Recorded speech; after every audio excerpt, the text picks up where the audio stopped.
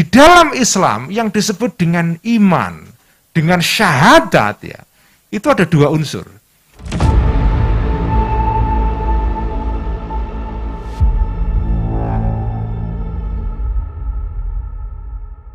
Assalamualaikum warahmatullahi wabarakatuh.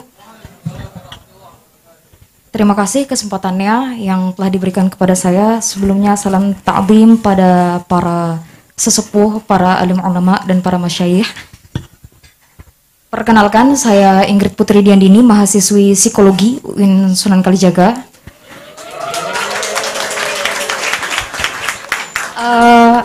Saya alumni Pondok Pesantren As-Siddiqiyah Jakarta. Dan mohon maaf sebelumnya, saya mau bertanya dengan segala kerendahan hati dan kebodohan saya sehingga timbul pertanyaan ini. Kita tahu bahwa syahadat lafalnya adalah asyhadu an la ilaha illallah wa asyhadu anna muhammadar rasulullah. Tapi kemudian yang saya cermati adalah kenapa kalimatnya harus asyhadu, saya bersaksi. Padahal kalau kita mau melihat secara bahasa, bersaksi artinya melihat secara nyata. Tubuh fisik kita melihat, mata kita melihat. Observable begitu ya. Namun, apakah artinya selain tubuh fisik kita, sebelum kita lahir, tubuh mental kita atau apapun itu namanya, memang sudah dipertemukan dengan yang namanya Nur Muhammad. Sehingga kemudian saya bertanya-tanya, kenapa harus asyhadu? Kenapa harus asyhadu? Karena logika saya berpikir demikian. Barangkali itu juga ada kecacatan berpikir dalam diri saya sendiri. Begitu, Pak. Selanjutnya adalah, lalu bagaimana kita bisa sampai atau mengetahui kebenaran sejati, yang mana kita tahu bahwa kebenaran sejati itu hanya ada satu. Di tengah banyaknya kebenaran yang ada. Seperti kita tahu bahwa Ahlus Sunnah wal Jamaah katanya itu adalah Islam yang paling dekat dengan Rasulullah. Tapi Ahlus Sunnah wal Jamaah yang seperti apa? Kalau Ahlus Sunnah wal Jamaah seperti itu. Nah, pertanyaan saya adalah kebenaran sejati tadi. Terutama ketika kita kita mengetahui bahwa Muhammad sang Nabi ini, Rasulullah sebagai Nabi sekaligus utusan Allah yang menjadi Rasul. Bagaimana caranya agar kita sampai dan benar-benar bisa mengetahui kebenaran sejati itu selain daripada keyakinan? Karena yang dari sedikit saya ketahui, Gus, ngapunten, yang namanya agama menggunakan belief system. Dan ketika kita menggunakan belief system, biasanya tidak menggunakan rasio. Oleh karena itu pertanyaan saya lebih ke bagaimana kita mengetahui kebenaran sejati tetapi juga dengan keseimbangan akal dan juga keseimbangan hati. Artinya ada balancing di situ. Kurang lebihnya demikian. Terima kasih. Semoga jawaban apapun itu membuka hati saya dan juga membawa pencerahan pada saya maupun kita semua. Terima kasih. Wallahul muwaffiq ila aqwamit thoriq. Wassalamualaikum warahmatullahi wabarakatuh. Waalaikumsalam warahmatullahi wabarakatuh. Makasih Mbak Ingrid. Silakan yang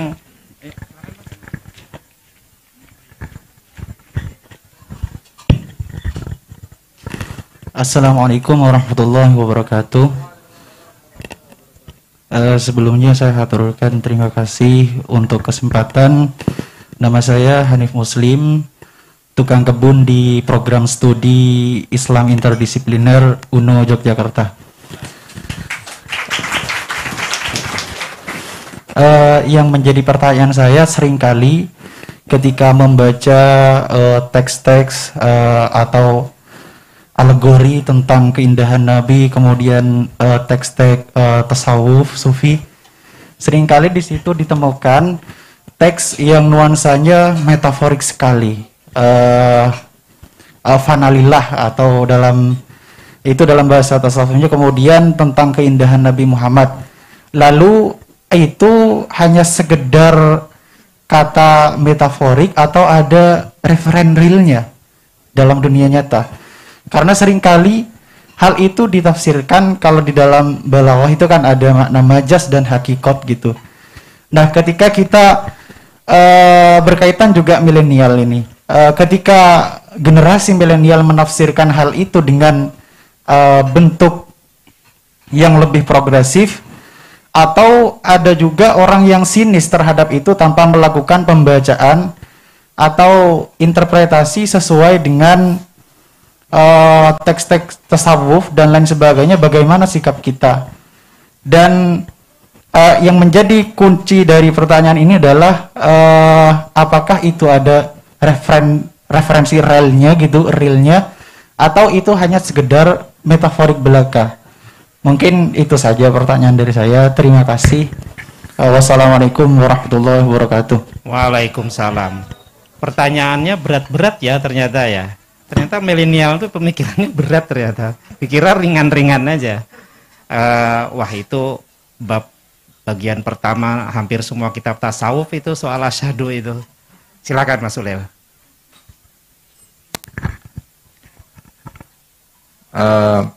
Tadi Mbak Ingrid itu harapannya terlalu berat karena dia ingin saya membukakan hatinya.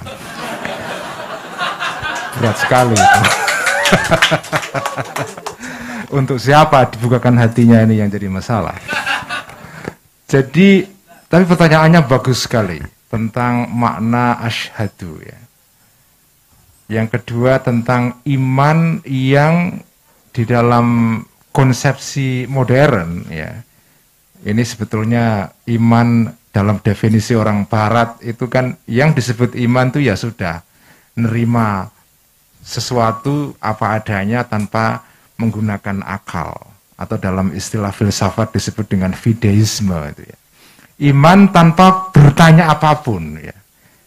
Nah ini dua hal yang bagi saya penting untuk direspon ya. Pertama soal asyhadu. Di dalam bahasa Arab kata syahida yashhadu itu artinya adalah menyaksikan ya. Nah, menyaksikan itu ada dua level. Kalau kita menggunakan istilah atau kata syahada yushahidu itu artinya kita menyaksikan dengan mata. Jadi misalnya apa syahada atau syahadtu al-manzar al-jamil. Saya melihat pemandangan yang indah. Itu syahada dalam pengertian melihat dengan mata. Tetapi asyhadu ya, kata kerja asyhadu itu di dalam bahasa Arab disebut dengan al-af'al al-qalbiyah. Jadi kata kerja yang maknanya itu terkait dengan pekerjaan hati. Yaitu apa? Kesaksian melalui mata batin kita. Jadi bukan kesaksian dengan mata luar, tetapi kesaksian melalui mata batin kita. Nah, kesaksian melalui mata batin itu lebih kuat daripada kesaksian melalui mata lahir. Karena itu di dalam bahasa Arab yang disebut dengan af'alul qalb atau al-af'al al-qalbiyah, kata kerja yang terkait dengan pekerjaan hati itu maf'ulnya dua. Maf'ulnya dua. Bukan satu. Kalau fi'il atau kata kerja yang maknanya melihat dengan mata itu cuma satu objeknya. Jadi misalnya kata ro'a ya, kata ro'a itu juga artinya melihat juga. Kalau ro'a artinya melihat dengan mata, maka maf'ulnya cuma satu. Ro'aitul mar'atal jamilah misalnya. Saya melihat perempuan cantik, yaitu Mbak Ingrid. Nah, atau siapa ya. Itu cuma satu maf'ulnya. Tetapi kalau kata kerja ro'a artinya melihat dengan hati, maf'ulnya dua. Maknanya beda. Jadi misalnya ro'aitu anna hadza ra'aitul kitab misalnya apa ya? Ra'aitu Zaidan aqilan. Kalau di pondok itu selalu contohnya Zaidun itu. Kenapa nggak tahu itu kok? Zaid itu primadona di pondok itu. Tapi nggak ada orang santri namanya Zaid. Padahal itu contoh semua dalam nahwu itu Zaid semua. Ra'aitu Zaidan aqilan. Saya meyakini, ya itu yakin itu kan pekerjaan hati kan. saya meyakini, saya menyaksikan atau saya meyakini bahwa si Zaid itu adalah orang pintar. Jadi ro'a itu Zaidan, maf'ul yang pertama, objek pertama, akilan objek kedua. Jadi melihat dengan hati itu jauh lebih kuat daripada melihat dengan mata luar ya. Karena melihat dengan mata hati itu bisa menembus dua maf'ul, dua objek. Sementara kalau melihat dengan kata kerja atau dengan fiil yang menunjukkan melihat dengan mata luar, mata badan kita, mata fisik ya, maka itu cuma hanya bisa melihat satu maf'ul saja. Nah, asyhadu anna Muhammadan Rasulullah misalnya itu ya. Kata asyhadu di sini itu sebetulnya maknanya adalah kesaksian dengan hati. Melihat, tetapi melihat dengan hati kita, bukan dengan mata. Karena itu sebetulnya kalimat asyhadu anna Muhammadan Rasulullah itu sebetulnya kata Rasulullah. Ini kalau yang tahu bahasa Arab ya, tahu nahwu ya. Kalau asyhadu anna Muhammadan Rasulullah, kata Rasulullah di sini itu adalah khobarnya anna. Tetapi maknanya sejatinya dia maf'ul kedua. Jadi kalau mau diubah redaksinya itu bisa maknanya adalah asyhadu Muhammadan Rasulullah. Saya menyaksikan dengan hati dan pikiran saya bahwa Muhammad itu adalah utusan Allah. Muhammad itu maf'ul pertama, Rasulullah maf'ul kedua. Kenapa? Karena di sini kesaksian adalah kesaksian melalui hati. Jadi maknanya lebih dalam. Nah, orang yang sudah bersyahadat itu sebetulnya orang yang sudah melihat sesuatu dengan hatinya, bukan dengan matanya. Karena kalau asyhadu anna Muhammadan Rasulullah itu artinya melihat, menyaksikan dengan melihat dengan mata, kita semua ini bukan orang muslim. Karena kita nggak pernah melihat kanjeng Nabi. Yang bisa menjadi muslim itu ya hanya para sahabat saja. Kita semua tidak menjadi muslim karena kita nggak melihat kanjeng Nabi. Cuma kita bisa melihat kanjeng Nabi melalui mata hati itu.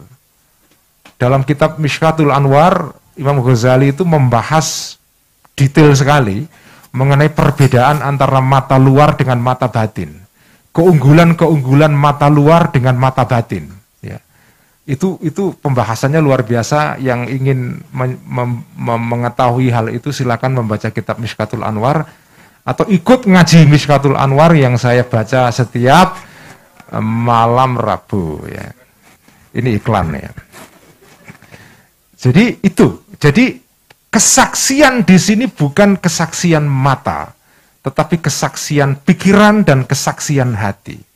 Nah, saya kemudian ingin masuk ke pertanyaan kedua. Apakah orang beriman itu ketika bersaksi hanya semata-mata bersaksi dengan hatinya saja? Artinya tidak ada unsur pikirannya. Karena memang begini, kalau teman-teman ini belajar tentang filsafat barat ya, itu memang biasa digambarkan yang disebut dengan iman itu artinya adalah percaya tanpa mempertanyakan. Jadi yang disebut dengan iman, faith itu adalah percaya tanpa berpikir, tanpa ada rasionalnya. Itu penggambaran orang barat. Sebetulnya ini penggambaran yang khas Kristen sebetulnya. Ya. Jadi itu yang disebut dengan fideisme, beriman tanpa bertanya. Kalau Anda pernah baca filsafatnya Soren Kierkegaard ya, seorang filosof Denmark ya, itu digambarkan begitu. Yang disebut dengan iman itu adalah lompatan, leap of faith. Jadi orang itu ya iman saja, nggak ada dalilnya, nggak ada hujahnya, nggak ada argumennya, ya iman saja. Kenapa kau begini? Ya saya percaya.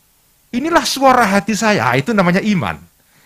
Itu adalah definisi iman dalam tradisi filsafat barat pasca pencerahan ya, yang sangat Kristiani sebetulnya. Tapi dalam Islam bukan begitu.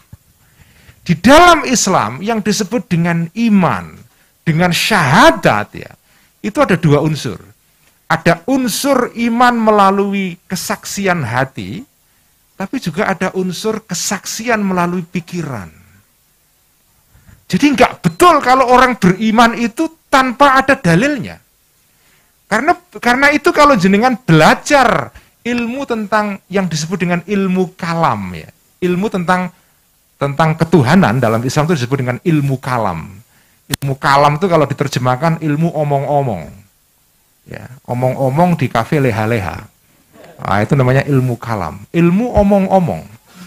Nah, kalau jenengan belajar ilmu kalam, itu salah satu ajaran pertama yang diajarkan dalam ilmu kalam itu adalah kewajiban pertama bagi orang muslim adalah mengetahui Tuhan dengan penuh keyakinan, dengan keyakinan yang solid. Ma'rifatul ilahi bistiqoni dalam nazam Jauhar Tauhid itu ya. Awalu wajibin alal insani ma'rifatul ilahi bistiqoni. Hal pertama yang wajib dilakukan oleh orang beriman adalah dia mengetahui Tuhan bistiqoni. Dengan keyakinan yang solid. Nah, keyakinan yang solid tidak bisa kalau tidak ada hujjahnya. Tidak ada dalil rasionalnya. Karena itu, di dalam ilmu kalam itu pelajaran pertama adalah pelajaran tentang jenis-jenis hukum rasional. Al-ahkamul aqliyah. Ini beda dengan fikih. Kalau fikih, ya, kalau belajar fikih, pelajaran pertama adalah tentang jenis-jenis hukum syara'. Al-ahkamus syar'iyyah ada 5. Ada wajib, ada ada fardu, ada wajib, ada haram, ada sunnah, ada makruh, ada mubah. Nah, itu kan hukum syara' yang 5. Tapi kalau dalam ilmu ketuhanan, hukum itu ada 3. Disebut sebagai hukum rasional. Al-ahkamul aqliyah. Itu ada 3 hukum rasional itu. Pertama, hukum wajib, hukum jaiz, dan hukum mustahil. Hukum wajib artinya adalah sesuatu yang menurut rasio kita harus ada. Bukan menurut wahyu. Menurut rasio kita. Itu hukum pertama dalam ilmu kalam. Jadi al-wajib. Apa itu al-wajib? Al-wajib definisinya adalah ma yajibu wujuduhu. Sesuatu yang harus ada aklan. Secara rasional. Bukan secara wahyu. Wah, ini wajib karena Quran mengatakan demikian. Bukan wajib itu. Itu kan kata wahyu. Yang disebut dengan wajib adalah sesuatu yang harus ada menurut akal. Jaiz artinya adalah sesuatu yang boleh ada, boleh tidak ada. Menurut akal. Mustahil apa? Sesuatu yang tidak mungkin ada menurut akal. Misalnya, salah satu contoh yang terkenal mustahil itu, barang itu tidak bisa ada di 2 tempat bersamaan. Itu nggak mungkin. Kalau saya di sini, itu nggak mungkin saya di Rembang pada jam yang sama. Karena apa? Karena barang itu harus ada di lokasi tertentu pada satu waktu dan tidak mungkin ada di lokasi yang lain. Menurut akal begitu. Ya. Jadi itu namanya mustahil, hukum akal itu. Nah, Allah, nah itu kita kan beriman kepada asyhadu alla ilaha illallah, tidak ada Tuhan kecuali Allah. Allah itu ada. Adanya Allah menurut ilmu kalam dalam Islam itu bukan sekedar karena Quran mengatakan ada. Bahkan kalau menurut ceramahnya Kiai Said Agil Siraj yang viral kemarin itu malah beliau mengatakan dan saya setuju, di Quran itu tidak ada dalil yang mengatakan Allah ada. Gak ada itu. Allahu maujudun itu gak ada. Cari aja Quran dari Al-Baqarah sampai An-Nas itu. Coba aja cari. Allahu maujudun, gak ada itu. Jadi dalil adanya Allah di Quran itu nggak ada. Tetapi dalil adanya Allah menurut akal banyak sekali. Bagaimana dalilnya? Silahkan belajar ilmu kalam atau teologi karangan siapa Pak Makin? Harun Nasun atau Hanafi MA. Jadul banget itu.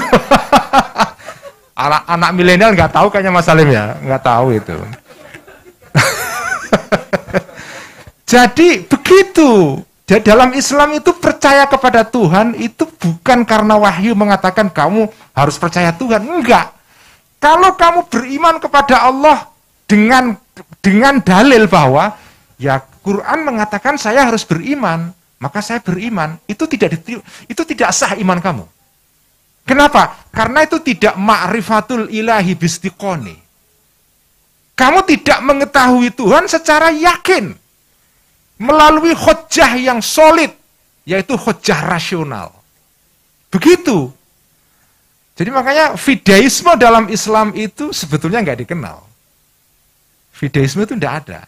Karena fideisme itu mengandaikan, yes percaya wae ngono.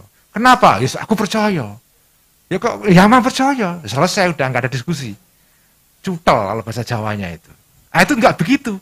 Itu bukan konsepsi iman yang diajarkan oleh para ulama Islam.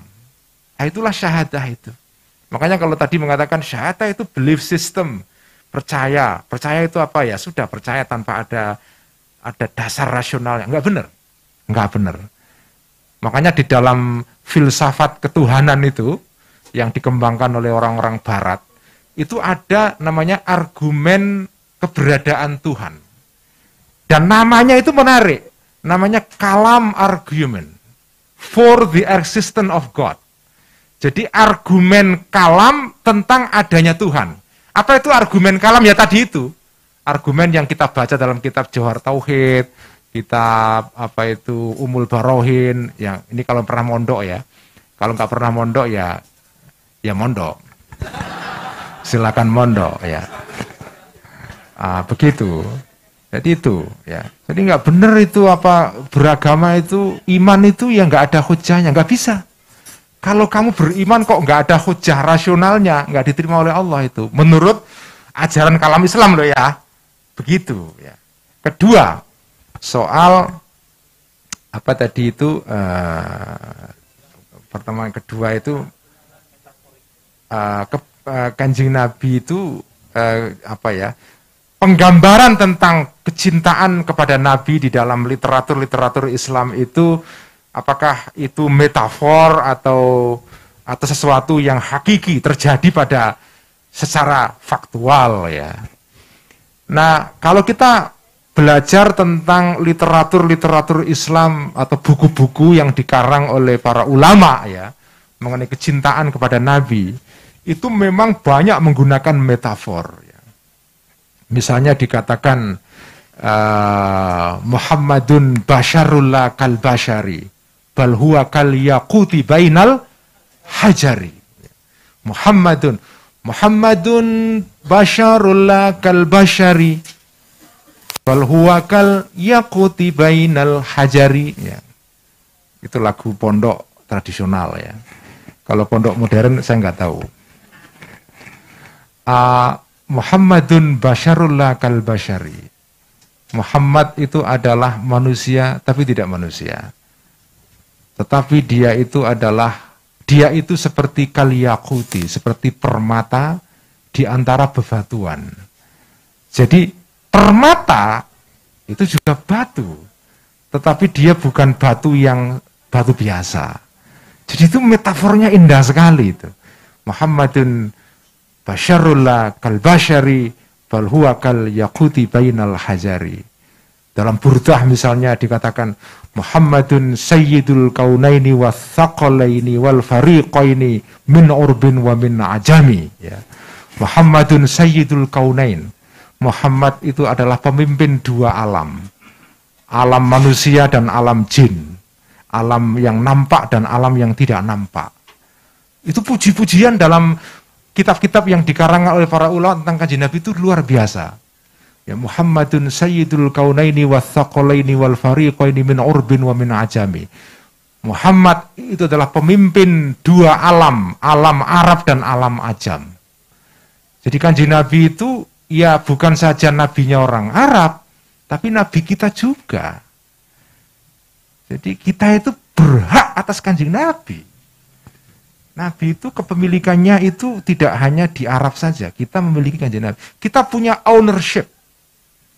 Kita punya kepemilikan terhadap Kanjeng Nabi, dan kita berhak menerjemahkan Kanjeng Nabi, kecintaan kita kepada Kanjeng Nabi sesuai dengan local wisdom, kalau sekarang bahasanya begitu kan, kearifan lokal kita. Ya. Misalnya apa? Pakai belangkon gitu ya. Ini kan Kanjeng Nabi itu kan nggak pakai belangkon, tapi ini kan belangkon ini sebetulnya kan Kanjeng Nabi itu karena dikenal sebagai orang yang suka memakai sorban.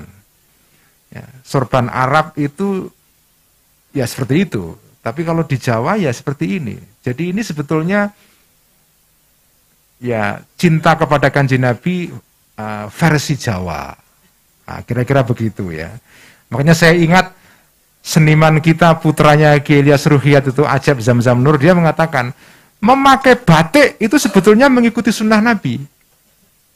Kenapa? Karena Kanjeng Nabi itu berpakaian sesuai dengan pakaian rakyatnya, masyarakatnya, atau orang-orang di sekitarnya. Jadi kalau kita berpakaian sesuai dengan pakaian yang dipakai oleh masyarakat kita, kebudayaan yang berkembang di situ, itu sebenarnya kita meneladani Kanjeng Nabi. Jadi pakai batik itu sunnah. Wah, senang sekali ini yang produsen batik. Kemarin ada hari batik nasional. Itu sebetulnya batik itu adalah sunnah Kanjeng Nabi itu. Jadi itu banyak sekali penggambaran Kanjeng Nabi yang luar biasa. Terutama kalau kita baca kitab Burdah ya. Kitab Burdah itu penuh dengan penggambaran yang luar biasa mengenai Kanjeng Nabi, dan saya anjurkan teman-teman membaca kitab Burdah selama bulan Maulid ini ya, selain Barzanji, baik Barzanji Nathar, Barzanji Syaraful Anam atau yang lain-lain ya. Coba baca kitab Burdah. Burdah itu luar biasa indah sekali, penuh dengan penggambaran-penggambaran yang luar biasa mengenai Kanjeng Nabi. Saya nggak bisa menerangkan di sini karena nanti bisa kepanjangan ya. Monggo silahkan yang lain kalau ada yang mau nanya.